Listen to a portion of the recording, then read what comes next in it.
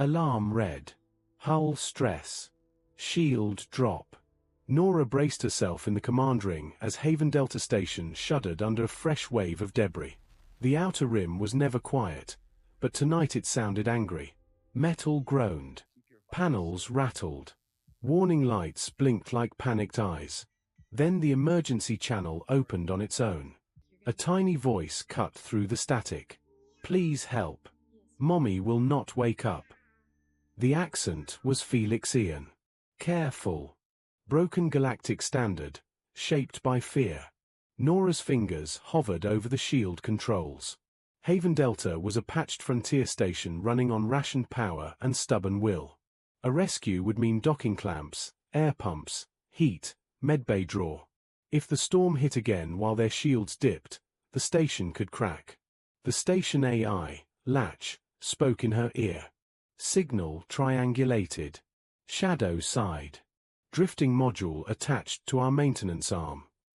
How long has it been outside? Nora asked. 76 hours. Temperature near absolute. Radiation high. One adult rhythm is fading. One juvenile heat signature is stable. The juvenile is transmitting. Nora opened a crew-wide channel. Jax. Suit up. Medbay on standby. We have a kid outside. Jax answered fast. We are in a debris window. Shields are at 40%. I know, Nora said. We are still going. She keyed the emergency channel, voice steady. This is Haven Delta Station. I hear you. My name is Nora. Stay with me, okay? A shaky breath. My name is Mica. Mommy is cold. I am holding her. Nora did not allow herself a long thought. She moved. She sealed her suit, checked oxygen twice, clipped a portable heat coil and a stasis puck to her belt. Red tape marked both. Emergency only. As the airlock cycled, Latch warned, opening the lock will reduce internal pressure buffers by 12%. Log it, Nora said. Start a storm countdown. I want every second. The hatch opened, and the universe turned silent. Debris drifted like slow shrapnel. Insulation sheets spun. Shattered paneling glinted. Nora fired her thrusters toward the module half fused to the station's maintenance arm. A Felixian life pod, ice-crusted and dark, beacon pulsing weakly like a tired heartbeat. She anchored her boots and cut the seam. Frozen metal peeled back. Frost spilled out in glittering streams. Inside, her helmet lamp found them. Mica was curled around an adult Felixian female, small limbs locked like a knot. His fur was pale gold, smudged with soot. His ears were flattened tight, not in anger, but in terror. The mother's orange-black stripes were dulled by blood along her side. Her breathing was so shallow it barely fogged the air. Mica looked up at Nora's visor with wide golden eyes. Human, he whispered, as if the word might break. Yeah, Nora said softly. Human. She scanned the mother.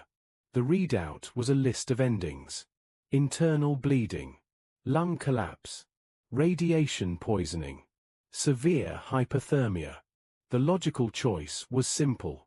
Take the cub. Leave the adult to the cold and the math. Nora had learned that logic kept you breathing. She had also learned that logic was not the same as being alive. Her name? Nora asked. Vasha, Mica said, pressing his cheek to the mother's arm. Please. She is all I have. Nora set her jaw. Okay, Mica. Hold on to my shoulder. Do not let go. He nodded and climbed onto her back, claws gripping her suit plates. His purr was thin, unsteady, but it was there, like a candle in wind. Nora slapped the stasis puck to Vasha's chest. A shimmer spread over the Felixian like thin glass. Vitals steadied, not healed, but paused. Stasis draw increases reactor load, Latch warned. Then we pay it, Nora answered.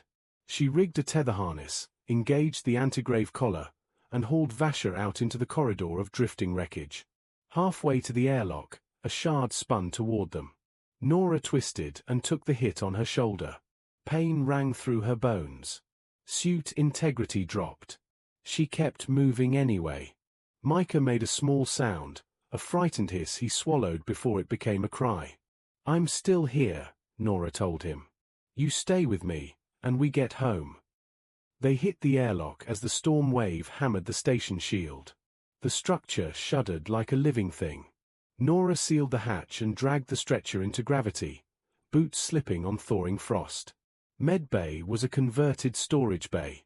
Nora stole power from everything else to light it. Hallway panels dimmed. Habitat heat dropped. The hydroponics lamps went dark. A dozen crew messages flooded her comms. Complaints. Fear. Anger. Nora muted them all. Jax met her at the door, eyes wide. "An adult Felixian, Nora? We do not have the supplies for this." "We have hands," Nora said. "Open the bay." She cut away matted fur and sealed the worst bleeding with foment for coolant lines. She braced broken ribs with a printed splint. She patched a collapsed lung with a valve from a respirator kit. Every dose of antirad meds felt like a theft from tomorrow.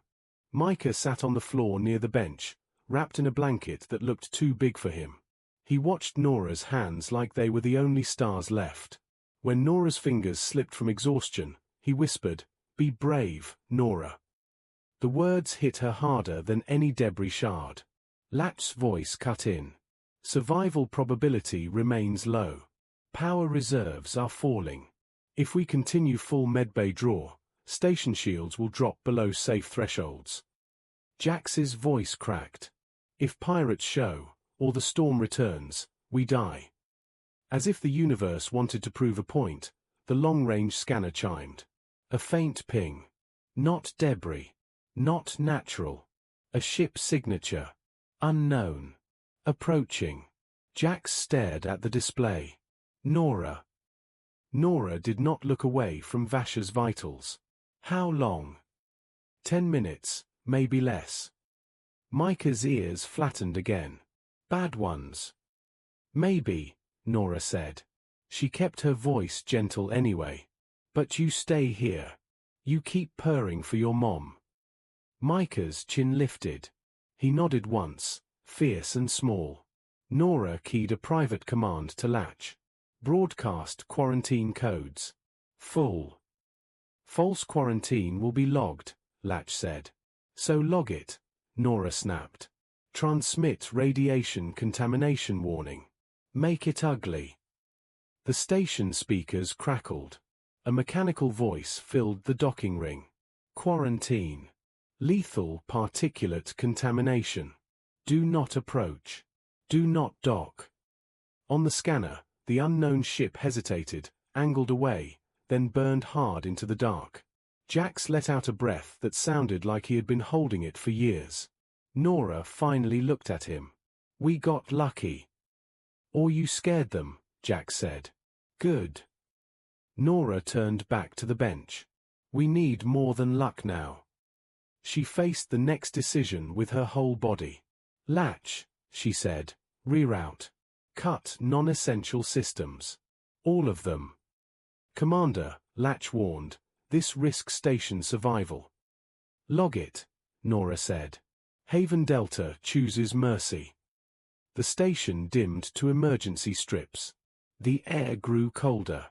The vents slowed. The corridors became a long twilight. Nora worked in thin light, fighting shock with tape, clamps, and stubborn precision. Hours blurred. Nora did not sleep. She performed surgery with tools that were never meant for living tissue. She filtered radiation dust from Vasha's blood using membranes designed for coolant. She warmed Vasha with the heat coil and her own body when the blankets stopped working. Mica stayed near the bench, purring softly like a tiny engine. Sometimes he spoke to his mother in Felixian, words Nora could not understand, but the tone was always the same. Come back. Come back. Come back. On the third day, the stasis shimmer flickered and died. The puck was empty.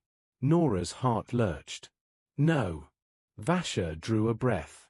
A real breath. Shallow, painful, but hers. Her eyes opened and found her cub. "Mica," she rasped. Mica surged forward, pressing his face into her arm. His purr rose loud enough to make the monitors vibrate.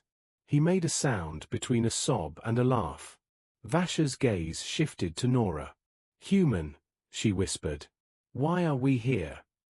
Nora sagged onto a stool, exhaustion making her sway. "Because your kid asked. Because I could reach you." Vasha swallowed, ears trembling in a Felixian gesture of respect. "My people do not forget debts." "Then do not pay me," Nora said. "Pay the galaxy. Teach him that kindness is strength." Vasha's eyes softened. "You spent your station's comfort on strangers." Nora gave a tired smile. "Comfort grows back. Some lives do not." 3 months later, a Felixian diplomatic cruiser docked at Haven Delta with weapons powered down. The envoy bowed to Nora and offered wealth, titles, safe passage, honor among their people. Nora refused it all. She accepted one promise only: that Mica would grow up knowing what compassion looked like, and that Felixians would remember what a human hand had done in the dark. Latch logs spread anyway. The footage played across council chambers and ship mess halls. Species argued. Some called Nora reckless. Some called her weak. Some demanded humans be kept away from strategic decisions, because humans spent resources emotionally. The Felixians called her heroic, because they understood what it meant to burn your own comfort to keep someone else alive. Now, quick pause. If you want more HFY stories where humans choose courage over comfort, hit like, subscribe, and comment your favorite moment. Was it Nora stepping into the debris storm? Was it Mica whispering humans help? Or was it Vasha opening her eyes and finding her child? Back to the story. Years later, Mica stood as the Felixian Empire's chief ambassador and told the council a truth they had missed. "Humans do not always win with weapons," he said. "Sometimes they win with hands." He did not talk about engines or cannons. He talked about a dim station, a failing shield, and a human named Nora who chose compassion when logic begged her not to. And the galaxy, at last, learned why humanity was dangerous in the best possible way. They helped, even when it hurt. Especially when it hurt. If you want part 2 vibes like this, like and subscribe, and drop your favorite moment in the comments right now.